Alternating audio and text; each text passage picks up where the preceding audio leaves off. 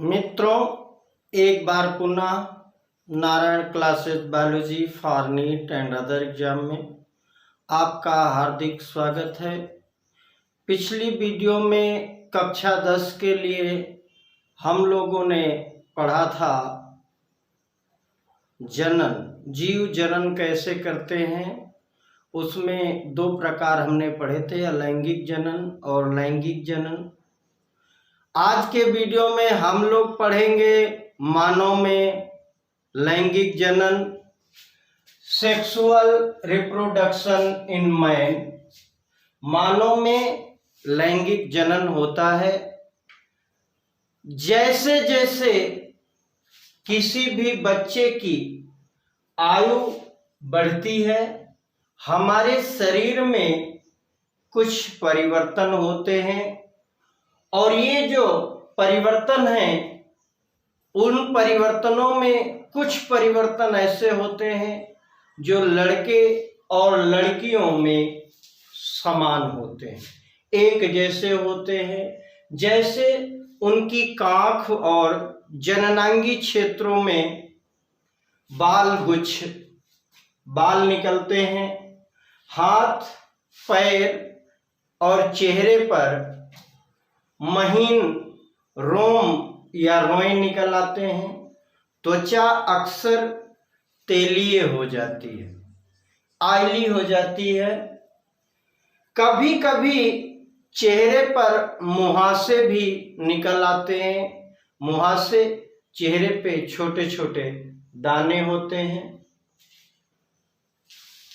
कुछ अन्य लक्षण हैं जो लड़के और लड़कियों में अलग अलग होते हैं। जैसे लड़कियों के स्तनों में उभार आता है, रजोधर्म जिसको हम माहवारी कहते हैं, शुरू हो जाता है। लड़कों में दाढ़ी मूछ निकल आती है। लड़कों की आवाज मोटी या पतली, जिसको फटना कहते हैं, लड़कों की आवाज मोटी हो जाती है, आवाज फटने लगती है। अगला पॉइंट है कि ये जो सभी परिवर्तन होते हैं, चाहे वो एक समान वाले हों चाहे अलग वाले हों, ये महीनों और वर्षों में मंद गति से होते हैं। धीमी गति से ये परिवर्तन होते हैं। ये परिवर्तन कोई एक दिन में नहीं दिखता, इसमें महीनों वर्षों लगते हैं। सभी व्यक्तियों में एक ही समय में अथवा एक निश्चित आयु में परिवर्तन हो जाए, ये संभव नहीं है। ये अलग अलग समय में अलग अलग व्यक्तियों में परिवर्तन होते हैं। इनमें जो विभिन्न व्यक्ति हैं, उनमें विविधता परिलक्षित होती है। सबके परिवर्तन होने में अंतर होता है और ये जो परिवर्तन हैं, ये लैंगिक परिपक्वता के पहलू हैं। इन अंतरों से ये पता चलता है कि लड़का या लड़की लैंगिक जनन के लिए परिपक्व हो रहा है या परिपक्व हो गया है, मैच्योर जिसको कहते हैं, वयस्क हो गया है। और ये जो है, ये अवस्था किशोरावस्था की कहलाती है। किशोरावस्था की इस अवधि को, जिसमें ये परिवर्तन होता है, यौनारंभ या पॉवर्टी कहते हैं। अगला पॉइंट है, जो लैंगिक जनन प्रणाली है, इसका अर्थ है कि दो व्यक्तियों की जनन कोशिकाओं, दो भिन्न व्यक्तियों की या भिन्न लिंगी व्यक्तियों की जनन कोशिकाओं का, जनन कोशिका कहते हैं युग्मक को, तो जनन कोशिकाओं का परस्पर संलयन, ये क्या कहलाता है? लैंगिक जनन प्रणाली। तो जो लैंगिक जनन प्रणाली है, इसमें दो युग्मकों का मिलन होता है और ये जो मिलन होता है, ये जनन कोशिकाओं के बाह्य मोचन द्वारा हो सकता है, शरीर से बाहर मिल सकते हैं, जैसा कि पुष्पी पादपों में होता है। जो फूल वाले पौधे हैं इनमें ये जो संलयन होता है ये शरीर के बाहर होता है, अथवा जहां ये बनते हैं, जहां ये युग्मक बनते हैं वहां से अलग होता है, अथवा दो जीवों के परस्पर संबंध द्वारा, जो दो जीव हैं वो परस्पर संबंध के द्वारा शरीर के अंदर भाग में या आंतरिक स्थानांतरण हो सकता है, जैसा कि अनेक प्राणियों में होता है। आइए अब देखते हैं नर जनन तंत्र, मेल रिप्रोडक्टिव सिस्टम। ये मनुष्य की हम बात कर रहे हैं। तो जनन कोशिका, जिसको हम युग्मक कहते हैं, ये उत्पादित करने वाले अंग, जहां इनका उत्पादन होता है, और युग्मकों को निषेचन के स्थान तक, जहां ये मिलेंगे वहां तक पहुंचाने वाले अंग। एक तो युग्मक उत्पादित करने वाले अंग जहां इनका निर्माण होगा, और निषेचन के स्थान तक पहुंचाने वाले अंग, ये संयुक्त रूप से नर जनन तंत्र बनाते हैं। तो नर जनन तंत्र के अंतर्गत क्या क्या आता है? जहां युग्मक का निर्माण होगा वो, और जिस प्रकार से ये जो भी इनको ले जाएगा निषेचन तक, वो सारे अंग को मिला करके नर जनन तंत्र कहते हैं। अगला पॉइंट है कि जो नर जनन कोशिका है, अथवा इसी को शुक्राणु कहते हैं, नर जनन कोशिका या शुक्राणु का निर्माण वृषण में होता है। और ये जो वृषण है ये उदर गुहा के बाहर वृषण कोश में स्थित होते हैं। एक झिल्ली है जिसमें वृषण स्थित है, उसको हम वृषण कोश कहते हैं। और ये शरीर से बाहर क्यों है? क्योंकि इसका कारण ये है कि जब शुक्राणु उत्पादन के लिए शरीर का जो ताप होता है उससे कम ताप की जरूरत होती है। जितना शरीर का ताप है उतने ताप पर शुक्राणु का उत्पादन नहीं होता, उससे कम ताप शुक्राणुओं के उत्पादन के लिए चाहिए। इसलिए वृषण कोश जो है वो उदर गुहा के बाहर स्थित है, जिससे शुक्राणु उत्पादन के लिए आवश्यक ताप कम रखा जा सके। अगला पॉइंट है कि वृषण से टेस्टोस्टेरोन, टेस्टोस्टेरोन एक हार्मोन है, वो स्रावित होता है, निकलता है। और ये जो टेस्टोस्टेरोन है ये शुक्राणु उत्पादन का नियंत्रण करता है। शुक्राणुओं की संख्या जो उत्पादित हो रही है उसको नियंत्रित करता है। और इसके अतिरिक्त जो लड़के हैं उनमें यौनारंभ के लक्षणों को भी नियंत्रित करता है। यौन दाढ़ी मूछ निकलना, देर से निकलना या जल्दी निकलना, ये क्या टेस्टोस्टेरोन द्वारा इसका नियंत्रण किया जाता है। अगला पॉइंट है कि जो उत्पादित शुक्राणु हैं, जिन शुक्राणुओं का उत्पादन हो चुका है, उनका मोचन शुक्र वाहिकाओं द्वारा होता है, वो बाहर निकाले जाते हैं। शुक्र वाहिका, शुक्राणु को ले जाने वाली नलिका शुक्र वाहिकाओं द्वारा होता है। और जो शुक्र वाहिकाएं हैं ये मूत्राशय से आने वाली नली से जुड़ करके, मूत्राशय से आने वाली नली से जुड़ करके एक संयुक्त नली बनाती हैं। और उस मूत्र मार्ग या यूरेथ्रा को शुक्राणु और मूत्र दोनों के प्रवाह का उभय मार्ग है। मतलब शुक्राणु और जो मूत्र है वो दोनों एक ही नली से या एक ही रास्ते से बाहर निकाले जाते हैं। अगला पॉइंट है प्रोस्टेट। प्रोस्टेट क्या है? प्रोस्टेट एक ग्लैंड है, एक नर ग्रंथि है, नर जनन ग्रंथि है। जो प्रोस्टेट और शुक्राशय, जहां पर शुक्राणु इकट्ठा होते हैं, शुक्राशय, ये दोनों अपने स्राव, जो इनसे स्रावित होता है पदार्थ, वो शुक्रवाहिका में डाल देते हैं।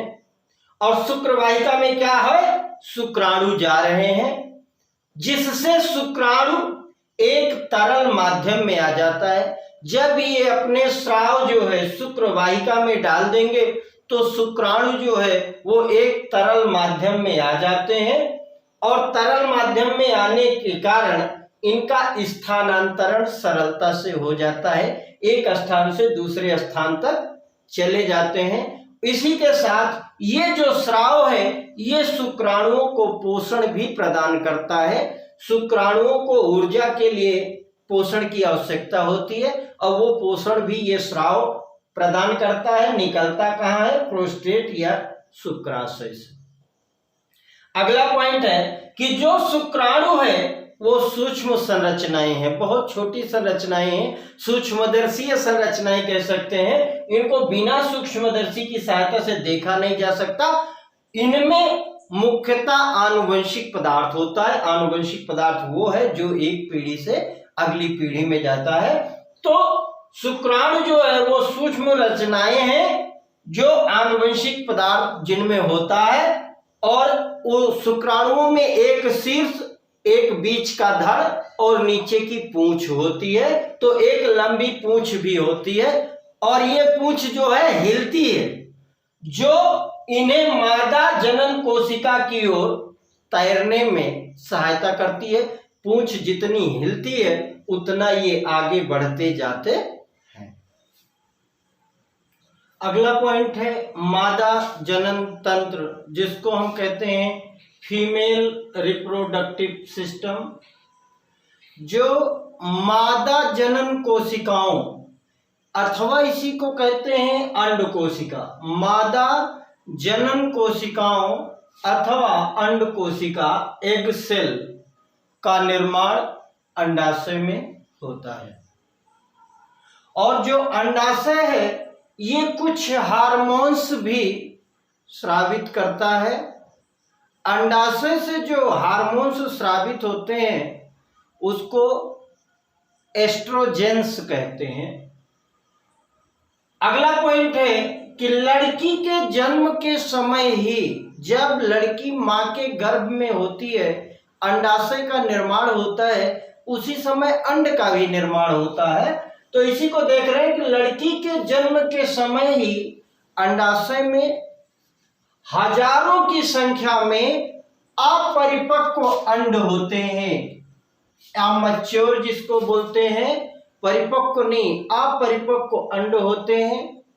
लड़की का जन्म हो जाता है। जब लड़की यौनारंभ हो जाए, लड़की वयस्क हो जाए, तो इसमें से कुछ अंडे परिपक्व होने लगते हैं। और प्रत्येक स्त्री में 2 अंडाशय होते हैं। तो 2 अंडाशय में से एक अंडाशय द्वारा प्रत्येक माह, हर महीने एक अंड परिपक्व होता है, एक अंडा मैच्योर होता है। और यही कारण है जिसको हम माहवारी कहते हैं। प्रत्येक माह एक बार पहले वाले से, एक तरफ वाले अंडाशय से परिपक्व होगा, अगले महीने दूसरी तरफ से, फिर अगले महीने पहले वाले की तरफ से, फिर अगले महीने दूसरे वाले की तरफ से। ये हर महीने एक चक्र चलता है, इसीलिए इसे मासिक चक्र भी कहते हैं। तो कह रहे हैं कि जो 2 अंडाशय है उसमें से एक अंडाशय द्वारा प्रत्येक माह एक अंड परिपक्व होता है। और ये जो अंड परिपक्व होता है उसको ले जाने के लिए महीन अंडवाहिका, अंडवाहिका, अंड को ले जाने वाली नली, महीन पतली होती है अंडवाहिका, अथवा इसी को कहते हैं फैलोपियन ट्यूब। ये जो है अंड कोशिका को, एग सेल को, जिसको हम मादा युग्मक भी कह सकते हैं, गर्भाशय तक ले जाए जाते हैं। फैलोपियन ट्यूब के द्वारा जो ये अंड कोशिका है वो गर्भाशय तक ले जाए जाते हैं और दोनों अंडवाहिकाएं, दोनों तरफ अंडाशय होगा, दोनों में अंडवाहिकाएं होंगी और दोनों अंडवाहिकाएं संयुक्त होकर के जुड़ करके एक लचीली थैलीनुमा संरचना का निर्माण करती हैं, एक मुलायम थैली जैसी संरचना का निर्माण करती हैं और उसी थैली जैसी संरचना को क्या कहते हैं? गर्भाशय। उसी को हम गर्भाशय कहते हैं, बच्चादानी जिसका नाम है। और गर्भाशय ग्रीवा द्वारा योनि में खुलता है। अगला पॉइंट है, मैथुन के बाद शुक्राणु जो है वो ऊपर की ओर यात्रा करके अंडवाहिका या फैलोपियन ट्यूब तक पहुंच जाते हैं। इससे पहले अभी हमने कहा कि फैलोपियन ट्यूब अंडवाहिक कोशिका को गर्भाशय तक ले जाती है, तो जब शुक्राणु भी फैलोपियन ट्यूब में पहुंच जाते हैं तो वहां पर अंड पहले से है, जहां अंड कोशिका से मिल जाते हैं शुक्राणु।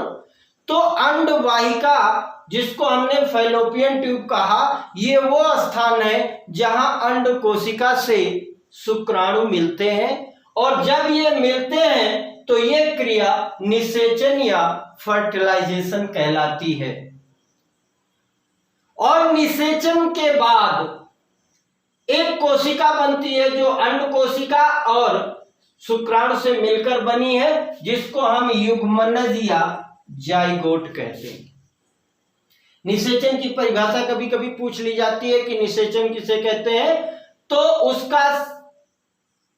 उसकी परिभाषा है कि नर युग्मक के मादा युग्मक से मिलने की जो क्रिया है वही निषेचन है। और निषेचन के बाद क्या बनता है? जाइगोट बनता है या युग्मनज बनता है। और ये जो जाइगोट है इसको निषेचित अंडा भी कहते हैं। तो निषेचित अंडा या युग्मनज जो है वो विभाजित होकर के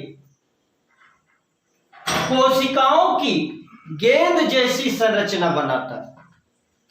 वो जो गेंद जैसी संरचना होती है उसी को भ्रूण या एम्ब्रियो कहते हैं। ये जो निषेचित अंडा या युग्मनज है, जब इसमें सेल डिवीजन होगा, कोशिका विभाजित होगी, कोशिकाओं की एक गेंद जैसी संरचना बनेगी और उसको भ्रूण कहते हैं। और भ्रूण जो है गर्भाशय में स्थापित हो जाएगा, बच्चेदानी में चला जाएगा, जहां लगातार विभाजित होता रहता है और वृद्धि करता रहता है। सेल डिवीजन होते रहते हैं, वृद्धि करता रहता है और अंगों का निर्माण करता है तथा अंगों का विकास करता है। जब पूरा अंग विकास कर रहा है या भ्रूण विकास कर रहा है, उस समय भ्रूण को पोषण की भी जरूरत होती है। तो ये भ्रूण को मां के रुधिर से, जो मां का खून है, उसी से पोषण मिलता, ऊर्जा वहीं से प्राप्त करता है।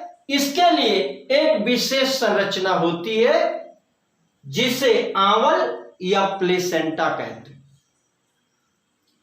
ये जो आंवल है वो एक तस्तरी नुमा संरचना है जो गर्भाशय की भित्ति में धसी होती है। गर्भाशय की जो दीवार है उसमें धसी होती है और भ्रूण की ओर के ऊतक में, जो भ्रूण की ओर प्लेसेंटा का ऊतक है, उसमें प्रवर्ध होते हैं, प्रोजेक्शन होते हैं, उंगली जैसी संरचनाएं होती हैं। और मां के ऊतकों में रक्त स्थान होता है जो प्रवर्ध को आच्छादित करते हैं। जो प्रवर्ध है वो मां के रक्त का जो स्थान है वहां तक प्रोजेक्शन है और उसको ढके होते हैं, प्रवर्धों को रक्त स्थान से ढका होता है। अगला पॉइंट है, मां से भ्रूण को या मां के रक्त से भ्रूण को ग्लूकोज, ऑक्सीजन और अन्य पदार्थ, इनके स्थानांतरण के लिए एक बृहद क्षेत्र प्रदान करता है। कौन? ये जो रक्त स्थान है, ये जो है ऑक्सीजन के, ग्लूकोज के या अन्य पदार्थों के ट्रांसफर के लिए, स्थानांतरण के लिए एक बड़ा क्षेत्र प्रदान करता है। और जो विकासशील भ्रूण है, जो विकास कर रहा है भ्रूण, वो जो भी अपशिष्ट उत्पन्न करता है, जो ऐसे पदार्थ जो उसके लिए हानिकारक हैं, जिनका उत्सर्जन करना है, तो जो अपशिष्ट पदार्थ उत्पन्न करता है उसका निपटान, उसका उत्सर्जन भी आवल के माध्यम से, प्लेसेंटा के माध्यम से मां के रुधिर में स्थानांतरण द्वारा होता है। तो जो भोजन की आवश्यकता है, जो पोषण की आवश्यकता है, वो भी मां के रुधिर से मिलता है, और जो उसको उत्सर्जन करना है वो भी मां के रुधिर में भेज देता है। अगला पॉइंट है, ये बच्चा गर्भाशय में बढ़ रहा है, विकसित हो जाएगा, तो मां के शरीर में गर्भ को विकसित होने में, बच्चे को बनने में लगभग 9 माह का समय लगता है। और जब बच्चा 9 माह का हो जाता है तो गर्भाशय की पेशियों के लयबद्ध संकुचन, गर्भाशय की पेशियों में कंटीन्यूअस, लगातार संकुचन, ऐंठन जिसको कहते हैं, सिकुड़न होती है, और उसी सिकुड़न के परिणाम स्वरूप शिशु का जन्म हो जाता है, बच्चे का जन्म होता है, और इस क्रिया को प्रसव कहते हैं। अगला पॉइंट है कि क्या होता है जब अंड कोशिका का निषेचन नहीं होता। यदि शुक्राणु मिल गया तो फैलोपियन ट्यूब में निषेचन हो जाएगा। यदि शुक्राणु नहीं मिला तब क्या होगा। यह प्रश्न उठता है कि जब अंड कोशिका फैलोपियन ट्यूब में, अंडाशय से बनकर के फैलोपियन ट्यूब में आ गई है, यदि उस समय शुक्राणु मिल गया तब तो निषेचन होगा। यदि शुक्राणु नहीं मिला है तो क्या होता है जब अंड कोशिका का या अंड का निषेचन नहीं होता। इसको देखते हैं कि यदि अंड कोशिका का निषेचन नहीं होता और वो फैलोपियन ट्यूब में आ गई है तो वो लगभग 1 दिन तक जीवित रहती है। कितने समय तक? 1 दिन तक जीवित रहती है। उसके बाद वो अंड कोशिका या मादा युग्मक या अंड क्या होता है, जीवित नहीं रहता, मर जाता है। होता क्या है कि प्रति माह, प्रत्येक महीने जो निषेचित अंड है उसकी प्राप्ति हेतु, उसको प्राप्त करने के लिए गर्भाशय तैयारी करता है। हर महीने करता है, प्राप्त हो ना हो, लेकिन गर्भाशय क्या करता है, निषेचित अंड की प्राप्ति के लिए तैयारी करता है। और उस तैयारी में करता क्या है, इसकी जो अंतःभित्ति है, गर्भाशय की और जो आंतरिक लेयर है, आंतरिक सतह है, अंतःभित्ति है, वो मांसल और स्पंजी हो जाती है। मांसल और स्पंजी हो जाती है, जो कि किसी भी भ्रूण के पोषण के लिए आवश्यक है। यदि वो मांसल और स्पंजी नहीं होगी तो भ्रूण को पोषण नहीं मिलेगा। यदि निषेचन ना हो, निषेचन ना होने की दशा में ये जो परत बनी हुई थी ये धीरे धीरे टूट करके योनि मार्ग द्वारा रुधिर और म्यूकस के रूप में निष्कासित हो जाती है, बाहर निकल जाती है। यदि निषेचन नहीं हुआ तो ये जो अंतःभित्ति मांसल और स्पंजी हुई थी ये धीरे धीरे टूट करके रुधिर और म्यूकस, लसलसा पदार्थ, उसके रूप में योनि मार्ग या मूत्र मार्ग द्वारा बाहर हो जाती है। और इस चक्र में लगभग 1 माह या 28 दिन का समय लगता है। इसे ऋतुस्राव अथवा रजोधर्म कहते हैं, माहवारी कहते हैं। और ये कितने दिन रहती है, इसकी अवधि लगभग 2 से 8 दिन होती है।